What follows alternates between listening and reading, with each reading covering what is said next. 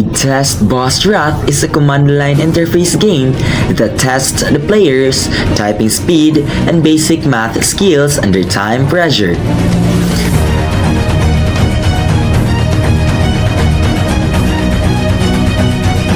The game features 2 players and 1 boss, where each player takes turns completing random typing and math challenges within a time limit of 2 minutes. All players and the boss starts with 100% of life. Fast and correct answers reduce the boss life, while slow or incorrect answers reduce the player's life.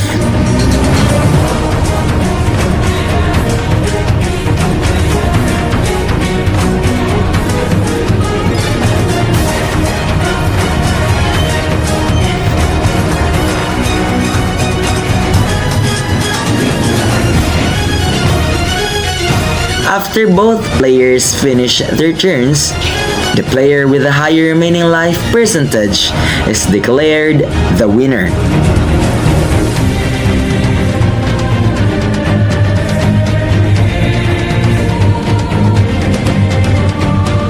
This game demonstrates fundamental programming concepts such as loops, functions, conditionals, randomization, and time measurement using Python.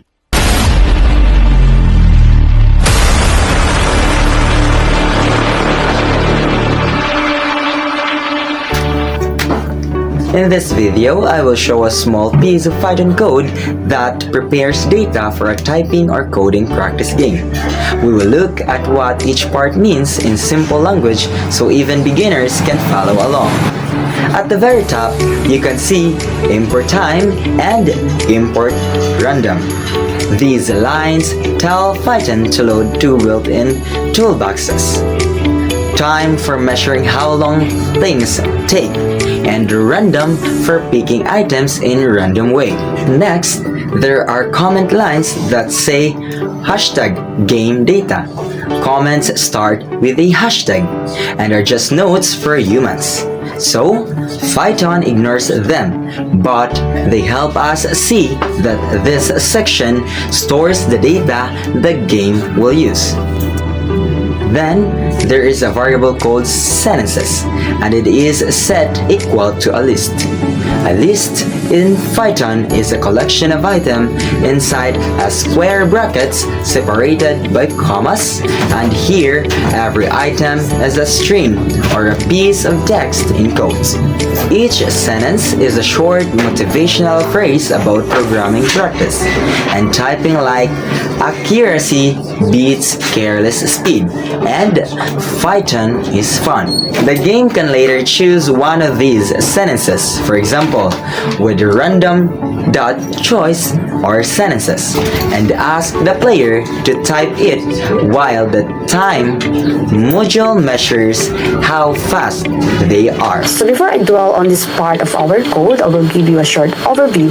So we will encounter the typing challenge function, so it tests speed plus accuracy, and the math challenge function, it tests the math skills of the player, and it shows a math problem, starts a timer, accept user or the player input safely, stop the timer, check if the answer is correct, and returns time plus result. So here's the next part of our code in our game system. So it consists of 2 challenges. The first one is typing challenge. So it tests how fast and accurate you type.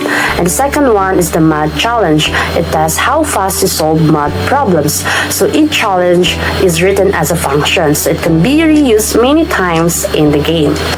So next is, it is a section title. So these are comments. So they are just labels to help us understand what part of this code in our game system. Then we will create the first function. So this line creates a function name defined typing underscore challenge. So everything indented under it belongs to this function. So next is we will pick a random sentence. So sentence is equal random dot choice open parentheses sentences and close parentheses. So we will pick one sentence randomly from the list of sentences. So the chosen sentence is stored in the variable of sentence. So next is we will show the challenge. So print \n, so it means new line. So it would step one line from the previous line. So typing challenge and print sentence. So this prints the title and the sentence the player must type. So next is we will start timing. So start is equal time.time. So time.time it would get the current time. So this marks when the player starts typing. Next is we will get the user input. So user is equal input \type here. It would wait for the player to type the sentence and the type text is saved in user. This is the end timing. So end is equal to time.time. So gets the time after the user finishes typing.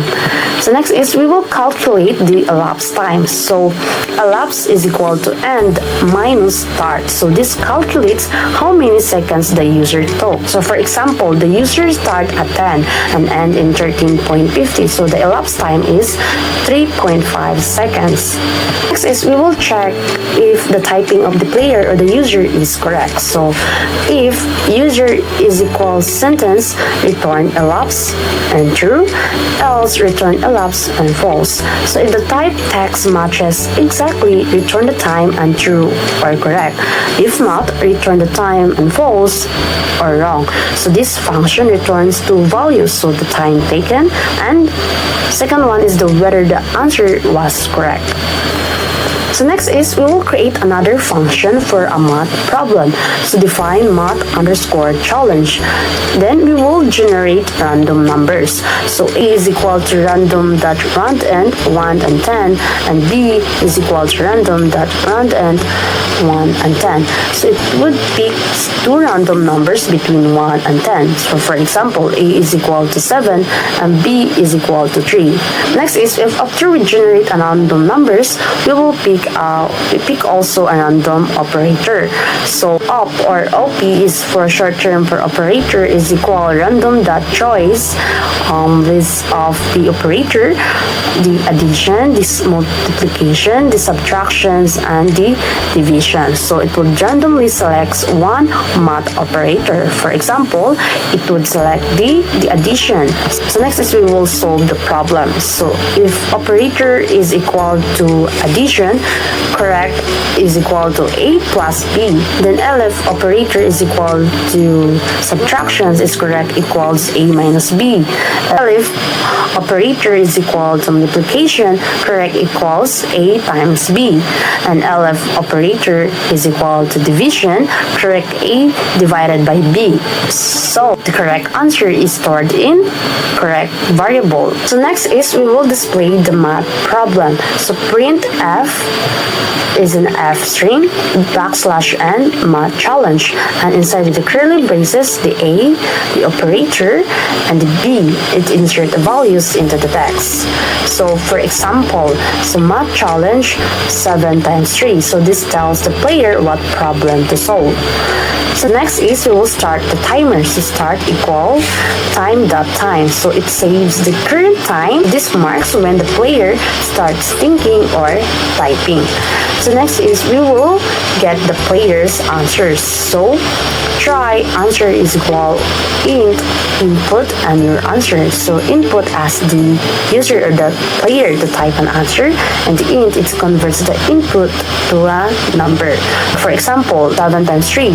So answer is 21. So if the user types a valid number, it is stored in answer. If it's not valid, so it handle errors. So except answer equal to none. So if the player types something invalid like letters on symbols like hashtag, @ and empty input instead of crashing the program, it will set the answer to none and continues running normally. Next is we will stop the timer, so and equal time.time, so gets the time when the user finishes answering. And next is we will calculate the time spent. So elapsed equal end minus start. So we will calculate how many seconds the user took. So for example, 2.84 seconds. So we will return the results. To return elapsed, answer is equal correct. So this line does two things at once. So it will returns the time taken and checks if the answer is correct. So how does answer is equal correct work? So if the answer is right, it will return to true. If wrong, return to false values. So the function sends these values back to the main game. And now, I'm going to discuss this part. This is a function dev, and this function called player turn. It takes one parameter, namely player name. In the next two lines, it is the life of both boss and player, and each of them have equal life to 100%. And in the next two lines again, it's just simply display information about whose turn in it, and tells the player they have 2 minutes or 120 seconds to play. And in the next line, it is a start timer. It stores the current time but in seconds. This is used to track or record how long the turn lasts.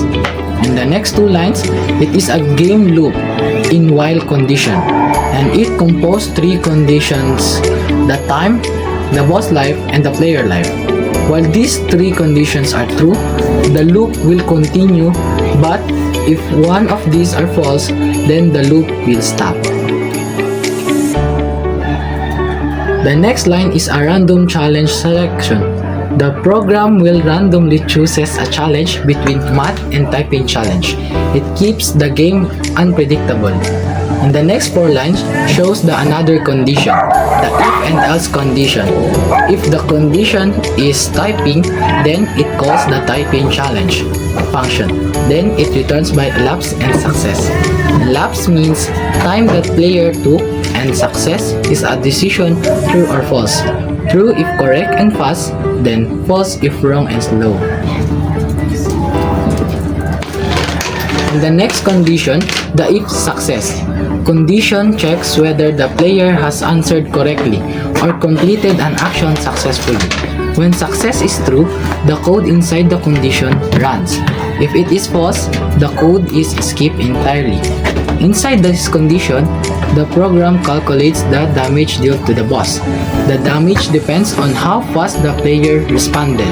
The expression 15 integer elapsed means that the faster responses result in higher damage, while slower responses reduce the damage.